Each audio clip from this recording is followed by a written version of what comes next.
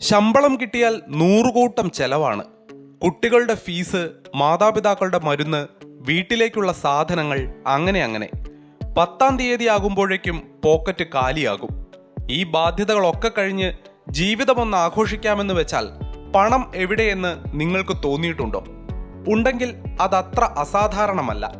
ഇന്ത്യയിൽ 100 കോടി മനുഷ്യർ, അതായത് ജനസംഖ്യയുടെ ബഹുഭൂരിപക്ഷവും ഈ അവസ്ഥയിലൂടെ കടന്നു പോകുന്നുവെന്നാണ് വെഞ്ചോ ക്യാപിറ്റൽ സ്ഥാപനമായ ബ്ലൂം വെഞ്ചേഴ്സിന്റെ പഠനത്തിൽ പറയുന്നത്. 140 കോടിയിലേറെ ജനങ്ങളുള്ള രാജ്യത്ത് 100 കോടി ആളുകൾക്കും അത്യാവശ്യ കാര്യങ്ങൾ ചെയ്തു കഴിഞ്ഞാൽ പിന്നൊന്നിനും പണം തികയുന്നില്ല. നിത്യചെലവുകൾക്കപ്പുറത്തേക്ക് എല്ലാം സ്വപ്നമായി തുടരുന്നുവെന്നാണ് റിപ്പോർട്ടിൽ പറയുന്നത്.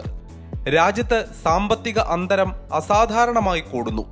സമ്പത്ത് കുറച്ചാളുകളിലേക്ക് മാത്രം കേന്ദ്രീകരിക്കുന്നതിനാൽ വാങ്ങൽ ശേഷിയുള്ളവരുടെ എണ്ണം കുറയുന്നുവെന്നും റിപ്പോർട്ടിൽ പറയുന്നു.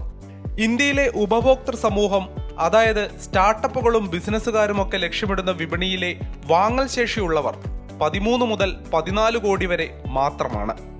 ഇന്ത്യൻ ജനസംഖ്യയുടെ 10% പോലും ആളുകളില്ലാത്ത മെക്സിക്കോയുടെ ഉപഭോക്തൃ സമൂഹത്തിന് തുല്യമാണത്. ഇന്ത്യയിൽ 3 കോടി ആളുകൾ ഭാവിയിൽ വാങ്ങൽ ശേഷി കൈവരിച്ചേക്കാം. ഇവർ പേഴ്സ് തുറക്കാൻ തുടങ്ങിയിട്ടേയുള്ളൂ. ചെലവഴിക്കൽ നിയന്ത്രിതമാണ്. ഡിജിറ്റൽ പേയ്മെന്റ് സുഗമമായത് പണം ചെലവഴിക്കാൻ പ്രേരിപ്പിക്കുന്നുണ്ടെന്നും റിപ്പോർട്ടിൽ പറയുന്നു.